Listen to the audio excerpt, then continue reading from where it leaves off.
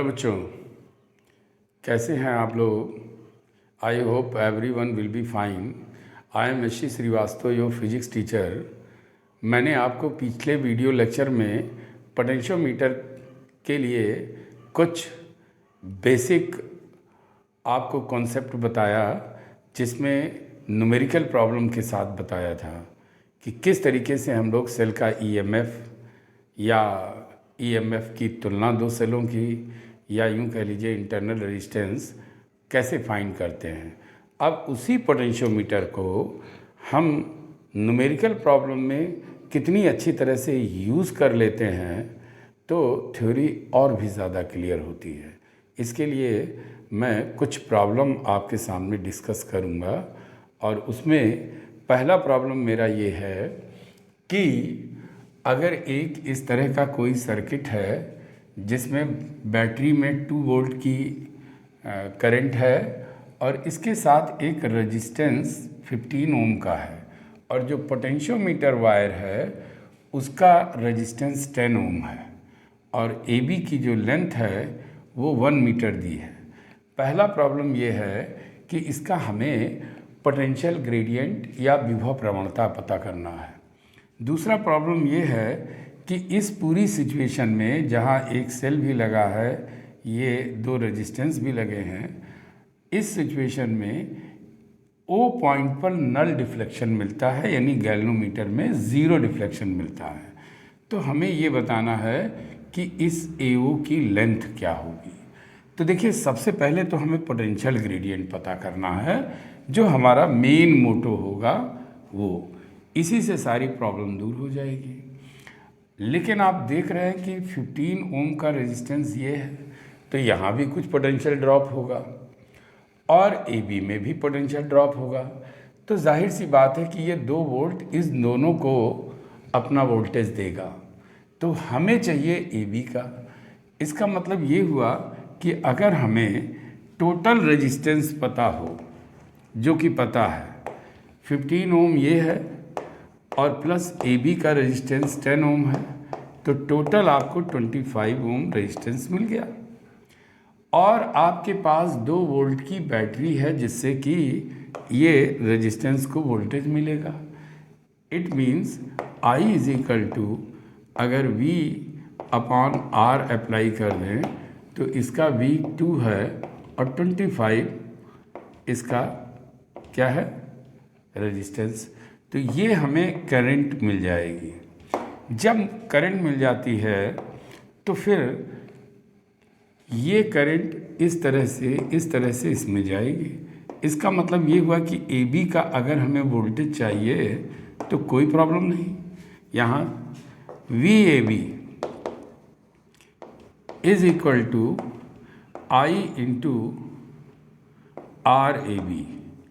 RAB 10 ohm है, तो 2/25 into 10 हो गया। इसको सॉल्व करना चाहें तो ऐसे कर सकते हैं, 4 8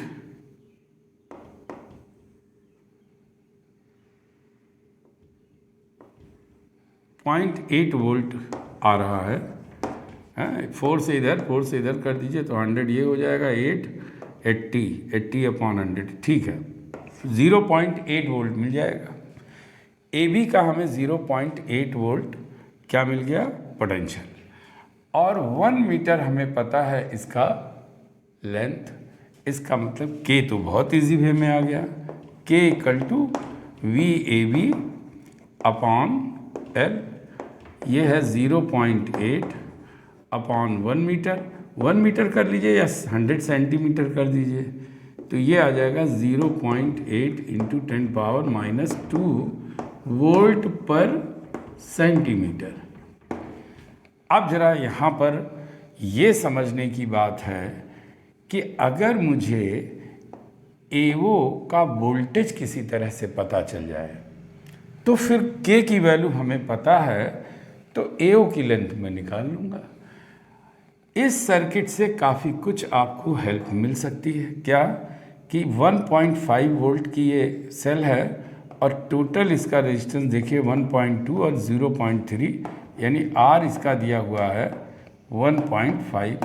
तो करंट इसमें कितनी फ्लो होगी ये पता चल सकता है। करंट होगी E/R के अकॉर्डिंग, E की वैल्यू भी 1.5 है और R की वैल्यू भी 1.5 है। तो इस तरह से 1 एम्पियर करंट हमको मिल गई। अब 1 एम्पियर की अगर करंट मिल गई तो मैं आपको बताना चाहता हूँ कि ये वाली लाइन जो आप देख रहे हैं वो इसके पैरेलल है, और अगर इसके ये पैरेलल है तो इसका मतलब जो वोल्टेज इसका होगा वही वोल्टेज तो इसका भी होना चाहिए। मतलब अगर मैं इसे एक नाम दे दूं EF, तो मैं कहलाना ये चाह रहा हूँ कि VEF पैरेलल है AO के, तो VAO का वोल्टेज और VEF का सेम होना चाहिए। तो इसका वोल्टेज तो निकाल सकते हैं क्योंकि करंट कितनी जा रही है 1 एम्पियर, ये अभी हमने निकाल लिया। समझिएगा, यहाँ से 1 एम्पियर की करंट ऐसे जाएगी, इसका मतलब इसके बीच का वोल्टेज तो बहुत आसानी से निकल आएगा।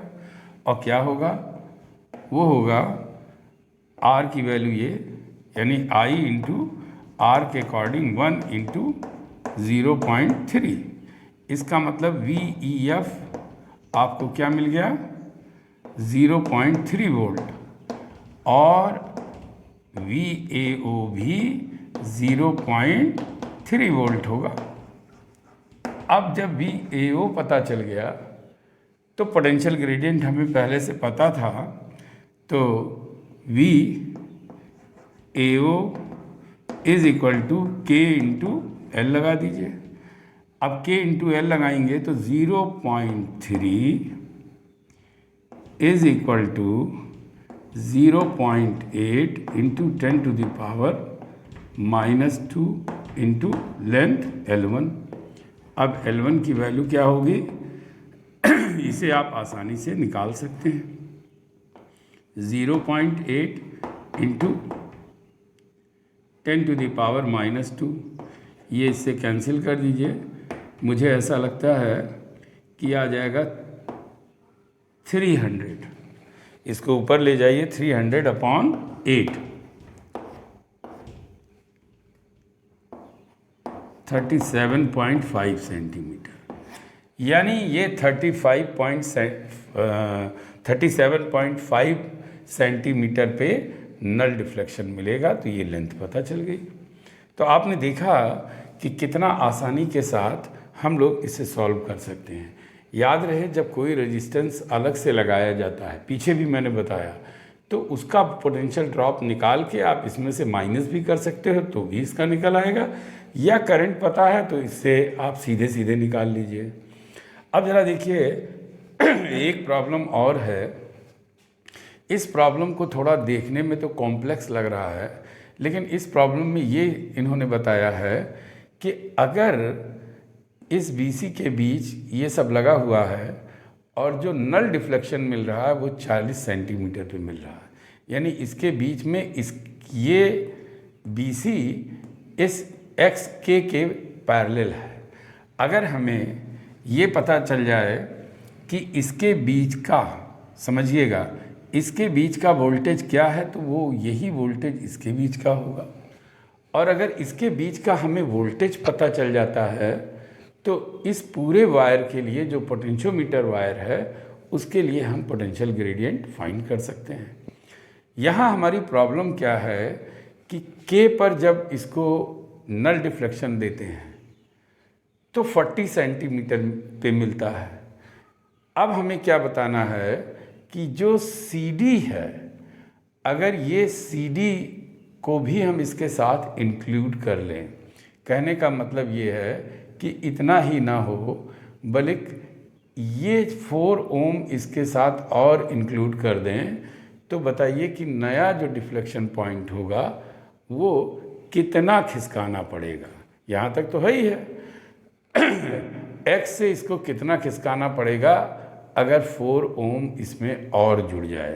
तो बहुत सिंपल बात है कि सबसे पहले तो हमको पता चल जाए कि इसका K क्या होगा, और जब K पता चल जाएगा तो इसका वोल्टेज निकालने में कोई प्रॉब्लम नहीं है, वो इसलिए कि ये सर्किट आपका पूरा दिया हुआ है। तो V भी पता चल जाएगा, K भी पता चल जाएगा। तो इस 4 ओम के वोल्टेज से कितना हमको जॉकी को खिसकाना पड़ेगा ये निकाल सकते हैं। आप पहले अच्छे से समझिएगा कि प्रॉब्लम हमारी क्या है कि इस CD को अगर मैं इसके साथ इंक्लूड कर लूँ तो जो नया डिफ्लेक्शन पॉइंट होगा वो कितना खिसकाना पड़ जाएगा, कितना खिसकाना पड़ेगा। तो देखो, सबसे पहला काम क्या करते हैं, इस सेल से जो ये सर्किट आपको दिख रहा है इसमें करंट फाइंड करते हैं। तो देखिए ये 10 ओम आप जानते हैं पैरेलल में है, और अगर पैरेलल में है तो 1/10 + 1/10 यानी 2/10 या R = 5 ओम ये आपको मिल गया, और प्लस 4 ओम, क्योंकि अब ये सारा का सारा किस में दिया है, सीरीज़ में। तो देखिए 5 ओम ये R1 + R2, 4 ओम 9 ओम, फिर इधर आइए तो 1 10 ओम, यानी total resistance of the circuit is equal to 10 ohm, और वोल्टेज ये पता है। तो I की वैल्यू अगर आप फाइंड करेंगे तो E/R के अकॉर्डिंग 6/10 या 0.6 एम्पियर आ जाएगा। अब देखिए 0.6 एम्पियर की करंट यहाँ से चलेगी, इस BC के बीच में तो 0.6 ही करंट होगी ना। तो अब ज़रा इसका वोल्टेज देखिए आप, VBC का I × R के अकॉर्डिंग, I आपकी 0.6 है और R इसके बीच में 5 है, इसको जोड़ देंगे तो 5 आएगा, तो 5 है, इसका मतलब 3 वोल्ट मिल जाएगा। 3 वोल्ट BC है। तो अब यहाँ कितना आसान बात हो गया कि अगर हम K निकालना चाहें तो K = VBC/L, यानी ये आ जाएगा 3/40, ये आपको K मिल गया, यहाँ से ये K मिल गया। अब हमें इसका दूसरा जो पॉइंट फाइंड करना है कि इसके बीच का वोल्टेज क्या होगा। इसके बीच का अगर वोल्टेज फाइंड करते हैं तो देखिए इस तरह से फाइंड कर लेंगे आसानी के साथ। इस VCD का वोल्टेज निकाल रहा हूँ, VCD में करंट तो 0.6 की ही जाएगी यहाँ से ऐसे, तो इसका मतलब हुआ कि I और R में I की वैल्यू तो 0.6 ही होगी, लेकिन रेजिस्टेंस 4 ओम। तो आप देख रहे हैं VCD कितना आ गया, 2.4 वोल्ट। अब आपको इससे क्या पता चला, अगर 2.4 वोल्ट इसका वोल्टेज आया है तो जाहिर सी बात है इसके लिए कितनी लेंथ होनी चाहिए नल डिफ्लेक्शन की। इसको फाइंड करने के लिए VCD = K × L1 लगा दीजिए। अब यहाँ से अगर L1 निकालेंगे तो VCD/K, और VCD की वैल्यू कितनी आई, 2.4, और K की वैल्यू हम लोग पहले ही निकाल चुके हैं। तो देखिए यहाँ आ जाएगा 3/40,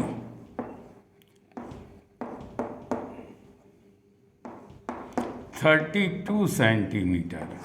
आप देख रहे हैं 32 सेंटीमीटर इसको और खिसकाना पड़ेगा, तो ये 4 ओम के नाते जो वोल्टेज मिलेगा वो उसका नया नल पॉइंट मिलेगा। तो आपने देखा कि ये प्रॉब्लम तो देखने में बड़ा लग रहा था, कॉम्प्लेक्स भी था, लेकिन इसके बाद भी ये बहुत आसानी के साथ निकल गया। और प्रॉब्लम अच्छी तरह से ये आनी चाहिए कि हमें इतना और इसके साथ ऐड करें तो कितना जॉकी को खिसकाना होगा। तो ये वैल्यू कितनी आई, 32 सेंटीमीटर और खिसकाना पड़ेगा। इसके लिए हमने किया क्या, 40 सेंटीमीटर पर ये वोल्टेज जो BC का है VBC, ये वोल्टेज एक्चुअली पैरेलल में होने के नाते इसकी इक्वल होगा। तो यानी V पता चल गया, L पता चल गया, तो हमने K फाइंड कर लिया। और जब हमने K फाइंड कर लिया तो K और इसका अगर वोल्टेज पता कर लें, करंट पता ही है, R पता ही है, वोल्टेज पता चल जाएगा, तो इसका L फाइंड कर सकते हैं। तो इस तरह से मैंने 2 वीडियो लेक्चर में मैंने पोटेंशियोमीटर का हर एक पहलू, हर एक पॉइंट पर डिस्कशन किया है। आप इस वीडियो लेक्चर को 1 से 2 बार तक देखिए, जिससे कि कहीं कोई पॉइंट ऐसा मिसिंग ना हो जो आपको ना समझ में आया हो, और आप इसमें पूरे मुक्त मन से कमेंट भी कर सकते हैं। तो अगर आज आपको हमारा ये वीडियो लेक्चर पसंद आया हो, अच्छा लगा हो, तो नए सब्सक्राइबर यानी नए व्यूअर्स हों तो इस चैनल को सब्सक्राइब करें, और अगर पुराने व्यूअर्स हैं तो लाइक करके ढेर सारे लोगों में शेयर करें। Thank you.